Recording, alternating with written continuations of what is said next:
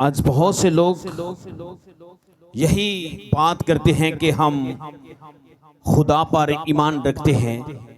आज हमने अपने आप को चेक करना है कि हमारा ईमान कैसा है और हमारे ईमान की हालत क्या है। अपने ईमान की हालत पर गौर करना है। आए मेरे साथ हवाला निकालेंगे रोमियो के नाम पौलुस रसूल का लिखा हुआ खूबसूरत पैगाम। बहुत ही खूबसूरत पैगाम है। जिनके पास खुदा का कलाम है वो मेरे साथ खोलेंगे और खुदा के मुकद्दस कलाम को हम सीखेंगे आज अपनी रहनुमाई के लिए।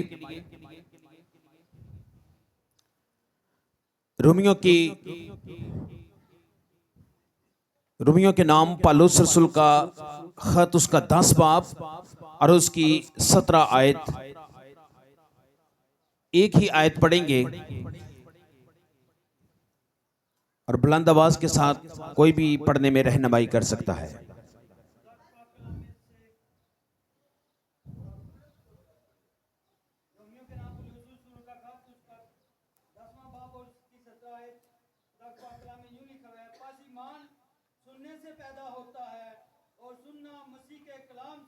आमीन। सब कहेंगे आमीन। बस ईमान सुनने से पैदा होता है और सुनना मसीह के कलाम से। जो लोग मसीह के कलाम को सुनते हैं, बाइबल मुकद्दस फरमाती है कि उनके अंदर ईमान पैदा होना शुरू होता है। और बहुत से लोग जो हैं वो खुदा के कलाम को नहीं सुनते, नहीं पढ़ते, नहीं सुनना पसंद करते और पढ़ना भी पसंद नहीं करते। और इसी तरीके से वो जिंदगी गुजारते हैं। जब उन लोगों से पूछा जाए कि क्या आप खुदा पर ईमान रखते हैं, तो वो फख्र के साथ कहते हैं कि हाँ, मैं ईमान रखता हूं कि खुदावंद ही मेरा खुदा है। लेकिन जिस खुदा पर वो ईमान रखता है, जिस खुदा पर वो अपना भरोसा करता है, वो कभी भी उसके कलाम को पढ़ता, सुनता और उस पर अमल नहीं करता। तो इस तरीके से हम देखते हैं कि बहुत से ऐसे लोग जो आपको मुआशरे के अंदर, घरानों के अंदर, खानदानों के अंदर देखने को मिलेंगे। ईमान क्या है? कोई बता सकता है कि ईमान क्या है? ईमान अनदेखी चीजों का सबूत है। कितने लोगों ने खुदा यीशु मसीह को देखा? किसी ने देखा है? लेकिन हम इस बात के ऊपर भरोसा करते हैं कि वो एक ज़ाते इलाही है जिसने हमारे लिए अपनी जान का फिदिया दिया और हमें अपने पाक लहू से खरीदा है। और हम जो कुछ भी उसके नाम से मांगते हैं वो हमें ज़रूर देता है, क्योंकि हमने यीशु मसीह को देखा नहीं है, लेकिन कलाम मुकद्दस के अंदर हमने उसको पढ़ा है, उसकी हकीकत को जाना है, उसकी ज़िंदगी को जाना है। इसलिए हम अपने खुदावंद यीशु मसीह पर क्या रखते हैं जी? ईमान रखते हैं। और ये ईमान रखते हैं कि जो कुछ भी उसके नाम से हम मांगेंगे वो हमको जरूर देता है। लिखा है, खुदा यीशु मसीह ने फरमाया कि तुमने मेरे नाम से कुछ नहीं मांगा, मांगो तो तुम्हारी खुशी क्या हो जाएगी? पूरी हो जाएगी। और जो कुछ भी तुम मेरे नाम से बाप से मांगोगे वो तुमको जरूर देगा। हालांकि हम यीशु मसीह को हमने कभी, हम में से किसी ने नहीं देखा, लेकिन हम यकीन करते हैं, ईमान रखते हैं कि वो हमारे दरमियान मौजूद होता है। और हमारा ईमान का सबूत ये है कि जब हम उसको अपने साथ पाते हैं तो हम अपने आप को महफूज समझते हैं। हालेलुया। जब हम अपने आप को उसके हाथों में देते हैं तो कहते हैं दिलेरी के साथ कि मेरा खुदा मेरे साथ है। हालेलुया। और यही सबूत हम देते हैं। और लोग देखते हैं कि खुदा तो नजर नहीं आता, खुदा तो नजर नहीं आता। जिस खुदा को आज तक आपने देखा ही नहीं, आप उस पर कैसे यकीन कर सकते हैं? कर सकते हैं? जिस खुदा को हमने देखा ही नहीं, हम उस पर कैसे यकीन कर सकते हैं? ईमान का मतलब होता है पूरा तवक्कल करना, भरोसा करना, यकीन करना, जान लेना कि वो मेरे साथ है। हालेलुया। अनदेखी चीजों का वो सबूत है। ईमान की हालत एक ये है, लेकिन आज हम ईमान की दो हालतों पर गौर करेंगे। एक जिंदा ईमान है और दूसरा मुर्दा ईमान है। पुख्ता ईमान और बेजान ईमान भी इसको कहा जाता है। बहुत से लोग जो है मेरे अजीजों, ऐसी जिंदगी को बसर कर रहे होते हैं कि हम खुदा के कलाम को भी सुन रहे होते हैं, खुदा के कलाम को पढ़ भी रहे होते हैं, खुदा के कलाम की मनाती भी कर रहे होते हैं, लेकिन यकीन के साथ नहीं कर रहे होते। मेरे साथ एक हवाला निकालेंगे, मरकस की अंजील उसका 10वां बाब और उसकी 19वीं आयत। मरकस की अंजील, हवाला निकालेंगे मरकस की अंजील जल्दी से जरा, उसका 10वां बाब और उसकी 19वीं आयत। वहां पे बड़ी जबरदस्त एक कहानी हमें मिलती है, बहुत खूबसूरत कहानी हमें मिलती है। कलाम मुकद्दस के अंदर खुदा यीशु मसीह जब जमीन पर थे तो उनके साथ एक शख्स वहां पे दौड़ता हुआ आता है। कलाम मुकद्दस में लिखा है 17 आयत के अंदर लिखा है, और जब वो बाहर निकल कर राह में जा रहा था तो एक शख्स दौड़ता हुआ उसके पास आया और उसके आगे घुटने टेक कर उससे पूछने लगा, ऐ नेक उस्ताद, मैं क्या करूं कि हमेशा की जिंदगी का वारिस बनूं? यीशु ने उससे कहा कि तू मुझे क्यों नेक कहता है? कोई नेक नहीं मगर एक, यानी खुदा।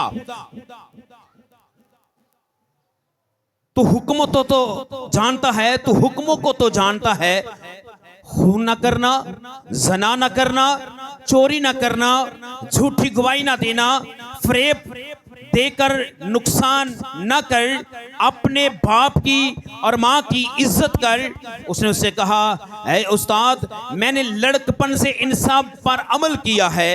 ये उसने उस पर नजर की और उसे उस पर प्यार आया और उससे कहा कि एक बात की तुझ में कमी है, जा जो कुछ तेरे पास है बेचकर गरीबों को दे, तुझे आसमान पर खजाना मिलेगा और आकर मेरे पीछे हो ले। इस बात से उसके चेहरे पर उदासी छा गई और वो गमगीन होकर चला गया क्योंकि बड़ा मालदार था। इस शख्स की हम कहानी को देखते हैं कि ये दौड़ता हुआ चर्च में आता है, खादिम के पास आता है, यीशु मसीह के पास आता है और आकर ये एक सवाल करता है। सवाल ये करता है कि मैं क्या करूं कि हमेशा की जिंदगी का वारिस बनूं। आज बहुत से ऐसे लोग हैं जो ईमान तो यीशु मसीह पर रखते हैं और ये भी जानते हैं कि मैं जिंदगी का वारिस हूं, मैं जिंदगी का वारिस हूं, और सवाल पूछते हैं खुदा से कि मैं क्या करूं, क्या मैं भी बादशाही में जा सकता हूं? बहुत से ऐसे लोग हैं जिन्होंने कभी ये सवाल नहीं किया कि खुदावंद मैं तेरी बादशाही में आ सकता हूं, क्या मैं इस लायक हूं कि तू मुझे अपनी बादशाही में, अपनी मेरास में हिस्सा दे। लेकिन इस शख्स ने ये सवाल किया कि मैं कैसे हमेशा की जिंदगी का वारिस बनूं। यीशु मसीह ने कहा कि तूने हुक्मों को तो पढ़ा ही है, तू जानता है। उसने कहा, हां, मैं लड़कपन से इन पर अमल करता आ रहा हूं। लेकिन फिर क्या हुआ? खुदावंद यीशु मसीह ने उसके ईमान को चेक किया, लिखा उस पर प्यार आया, उसके अंदर की हालत को चेक किया कि इसका अंदर क्या है। लड़कपन से ये शख्स खुदा के कवानीन, खुदा की शराइत को पूरा करता आ रहा है, लेकिन आज उसके ऊपर नजरे करम हुई और देखा गया कि उसका ईमान क्या है। उसके ईमान के लेवल को चेक किया गया। जब देखा गया तो लिखा है कि उससे कहा गया कि तुझे आसमान पे क्या मिलेगा जी? तुझे एक खजाना मिलेगा। लेकिन वो शख्स हुक्मों की दस्तावेज को तो जानता है जो उसके सामने रखी गई, खुदा के हुक्मों को तो वो जानता है, पढ़ता है और उस पर अमल भी करता है, लेकिन उस खजाने के बारे में नहीं जानता। उस खजाने के बारे में नहीं जानता जिसके बारे में उसको पैगाम दिया गया, खुशखबरी का पैगाम दिया गया कि आसमान पर तुझे क्या मिलेगा? खजाना मिलेगा। लेकिन वो शख्स उस खजाने से बेखबर था। यकीन सब रखा कलाम पढ़ रहा था, शरीयत पर अमल कर रहा था, लेकिन मेरे अजीज कलाम फरमाता है कि वो उस आसमानी खजाने से बेखबर था, क्योंकि उसने उसको देखा ही नहीं था। इसलिए कलाम फरमाता है ईमान अनदेखी चीजों का क्या है, सबूत है। इस शख्स ने सब कुछ, ये अमीर था, बहुत कुछ इसके पास था और हुक्म पर अमल भी करता था और खुदा के साथ चलता भी था। इसलिए खुदा के पास आया और कहा कि मुझे जिंदगी के वारिस बनना है, मैं कैसे बनूं? तो सबसे पहले उसके सामने कलाम रखा गया। उसने कहा इस कलाम को जो तूने आज मेरे सामने रखा है, इस पर तो मैं अमल करता आ रहा हूं। फिर उस पर नजर की गई। जब उस पर नजर की गई तो मेरे अजीज कलाम फरमाता है, लिखा है कि उसको पैगाम दिया गया, सब कुछ बेचकर जो कुछ तेरे पास है गरीबों को दे दे, तुझे आसमान पर खजाना मिलेगा और आकर मेरे पीछे हो ले। आज बहुत से ऐसे लोग हैं जो खुदा की बादशाही से नावाकिफ हैं। वो जानते नहीं कि आसमान की बादशाही कैसी होगी, आसमान की बादशाही में हमें क्या मिलेगा। हमारा ईमान ऐसा ही है। हम बहुत से ऐसे कलीसियाओं के अंदर ऐसे, हमारे ईमान की हालत ऐसी है कि बहुत से लोग भी ऐसे आपको देखने को मिलेंगे। तो बाइबल भी पढ़ते होंगे, प्रशंस भी करते होंगे, हुक्मों पर अमल भी करते होंगे, लेकिन वो अनदेखी चीजों को ईमान में अपने पास नहीं देखते। तो इस बंदे की भी यही हालत है कि इसने आसमानी खजाने को सुन तो लिया, पैगाम तो मिल गया, लेकिन उसको हासिल करने के लिए क्या किया? उदासी उसके चेहरे पर छा गई, पता नहीं कब मिलेगा, बेयकीनी आ गई। ईमान के ऊपर ये कायम ना रहा, कलाम के ऊपर ये कायम ना रहा और इसने क्या किया? लिखा है कि गमगीन होकर चला गया, क्योंकि वो बड़ा मालदार था। आज भी बहुत सी ख्वाहिशात हमारी जिंदगियों के अंदर राइज कर रही हैं। आज भी बहुत से काम जो दुनिया के हैं वो हमारी जिंदगियों के अंदर जो हैं वो बड़े अरूज पर हैं। हम दुनिया के कामों को छोड़ नहीं सकते और ये भी कहते हैं कि हम आसमान की बादशाही में जाएं, तो ऐसा नामुमकिन है। लिखा है कि तू मेरे पीछे हो ले, अपना सब कुछ बेच दे, अपनी सब कुछ जितनी भी तेरी ख्वाहिशात हैं उसको मिलिया मेट कर दे, अपने दिल के इरादों को जो दुनिया के लिए हैं और खुदा के लिए नहीं है उनको मिलिया मेट कर, तो फिर तुझे आसमान पर एक खजाना मिलेगा, फिर मिलेगा। अगर हम कहें कि ये भी हमारे पास रहे और वो भी हमें मिल जाए तो हम लालच भरे लोग हैं। दुनिया का माल भी हमें मिले, आसमानी खजाना भी हमें मिले। मुकद्दस पौलुस रसूल कहते हैं हम खुद तो गरीब रहते हैं लेकिन औरों को अमीर कर देते हैं। हालेलुया।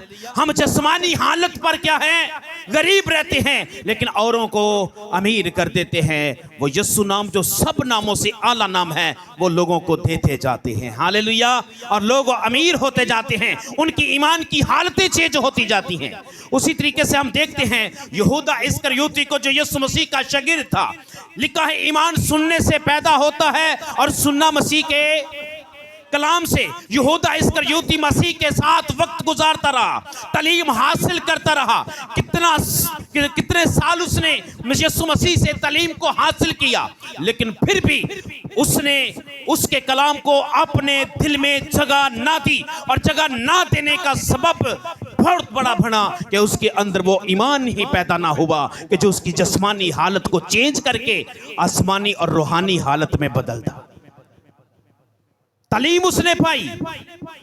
मुकद्दस पौलुस रसूल लिखते हैं कि उसने क्या किया कि यीशु मसीह से तालीम तो पाई पर उस पर कायम ना रह सका। और उसने जब वो तालीम तो पा चुका था लेकिन ईमान की हालत को चेंज नहीं किया, ईमान को नहीं बदला, ईमान को अपने अंदर जो है वो पुख्ता नहीं किया कलाम के वसीला से, तो कलाम फरमाता है उसके अंदर शैतान समा गया। उसके अंदर क्या हुआ? जब कलाम नहीं आएगा तो फिर शैतान आएगा। मुकद्दस पौलुस रसूल इस बात को ऐलान करते हैं कि उसने मसीह की तालीम को हासिल तो किया पर उस पर कायम ना रहा। और जब यीशु मसीह दस्तरखान के ऊपर बैठकर आखिरी फसा उन लोगों के साथ खा रहे थे, तो मेरे अजीज कलाम फरमाता है कि उसने अपना नवाला डबोकर उसमें मुंह में डाला, और जो ही नवाला उसके मुंह में गया तो वो उठकर भागा, क्योंकि उसके अंदर शैतान मुकम्मल तौर पर उसके ऊपर हैवी हो चुका था। उसकी ईमान उसका जो जाग नहीं रहा था, उसका ईमान जिंदा नहीं था। ईमान जिंदा होना बहुत बड़ी बात है। कलाम फरमाता है, आए मेरे साथ हवाला निकालेंगे इब्रानियों के नाम पौलुस रसूल का खत, उसका 3 बाब, बहुत ही खूबसूरत बाब। ये पूरा बाब जो है इब्रानियों के नाम पौलुस रसूल का लिखा हुआ बड़ा खूबसूरत पैगाम। इब्रानियों के नाम पौलुस रसूल का लिखा हुआ खत है, उसका 3 बाब और उसकी 12वीं आयत। कलाम अक़दस के अंदर लिखा है, ए भाइयों खबरदार तुम में किसी का ऐसा बुरा और बेईमान दिल ना हो जो जिंदा खुदा से फिर जाए, जो जिंदा खुदा से। अब यहूदा इस्करियोती की बात को देखें तो इसका दिल खुदावंद यीशु मसीह से फिर गया, क्योंकि इसके दिल क्या था, लिखा है कि उसका बेईमान वो दिल था, लेकिन उसके अंदर बेईमानी थी। लिखा किसी का ऐसा बुरा और बेईमान दिल ना हो जो जिंदा खुदा से फिर जाए। तालीम तो मसीह की हासिल करते रहे, बाइबल पढ़ते रहे, चर्च आते रहे, शुक्रगुजारियां हदियाजात हम खुदा की बारगाहों में चढ़ाते रहे, खादमों की खिदमत करते रहे और बढ़ चढ़ अच्छे कामों में हिस्सा भी लेते रहे, लेकिन दिल के अंदर मसीह की तालीम को कायम ना किया तो हमारा ईमान मुर्दा हो सकता है। इसलिए मुकद्दस पौलुस रसूल लिखते हैं, ए भाइयों खबरदार, मैं तुम्हें अलर्ट करता हूं, मैं तुझे ये बात जताए देता हूं। लिखा है कि तुम में से किसी का ऐसा बुरा और बेईमान दिल ना हो जो जिंदा खुदा से फिर जाए, जो जिंदा खुदा से फिर जाए। यहूदा इस्करियोती का ईमान और उसका दिल फिर गया, वो भटक गया अपनी राहों से, तालीम हासिल की लेकिन ईमान पर कायम ना रह सका, अपने ईमान की हालत को चेंज ना किया, इसलिए उसका ईमान मुर्दा ईमान कहलाता है। उसने मसीह की तालीम को तो हासिल किया पर उसको उसके ऊपर कायम ना रह सका। तो मेरे अजीज कलाम फरमाता है, लिखा है क्योंकि हम मसीह में शरीक हुए हैं बशर्ते ये कि आपने इब्तदाई भरोसा पर आखिर तक मजबूती से कायम रहें। शर्त यह है कि हम खुदा के कलाम पर क्या करें, कायम रहें, अपने अंदर खुदा के कलाम को रखें, और कलाम को रखेंगे तो कलाम फरमाता है ईमान सुनने से पैदा होता है और सुनना मसीह के कलाम से, सुनना मसीह के कलाम से। मसीह का कलाम यहूदा इस्करियोती ने सुना, मसीह का कलाम जो है इस मालदार शख्स ने भी सुना, लेकिन ये दोनों अपने ईमान की हालत को चेंज, अपने ईमान की हालत को चेंज ना कर सके।